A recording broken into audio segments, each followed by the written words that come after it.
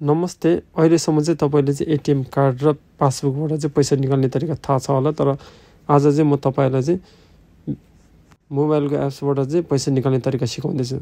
सुरुमा चाहिँ दुईवटा एप्स चाहिँ तपाईँले चाहिँ डाउनलोड गर्नुपर्ने हुन्छ र यो दुईवटा एप्ससँग चाहिँ तपाईँले चाहिँ ब्याङ्कबाट चाहिँ पैसा 5 मनसम्म चाहिँ निकाल्न सक्नुहुन्छ है, मोबाइलबाट नै।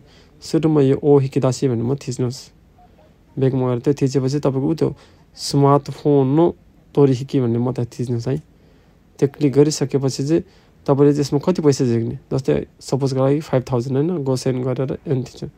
यो क्युआर कोड थिच्नुहुन्छ, यो क्युआर कोड देखाएपछि तपाईँले चाहिँ आफ्नो मोबाइलको एप्समा गएर यो सो किङ सिआरआई भन्नेमा थिच्नुहोस् है। त्यो थिचेपछि चाहिँ त्यो माथिको चाहिँ एटिएमको चाहिँ न्यू स्विच किङ भन्नेमा थिचेपछि यो चाहिँ कोड देखाउँछ। त्यो कोड देखाएपछि चाहिँ तपाईँको चाहिँ इन्डियन अप्री देखाउँछ। यसमा चाहिँ तपाईँको चाहिँ एटिएमको चाहिँ पिनकोड हाल्नुहोस्।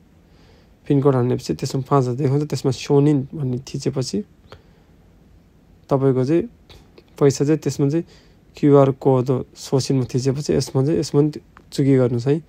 चुकी गरेपछि तपाईँको खाकुनिन गरेपछि पैसा निस्किन्छ। तपाईँले यो भिडियो राम्रो लाग्यो भने प्लिज साथीहरूलाई पनि सेयर गर्नु होला है। हस् त, थ्याङ्क यू।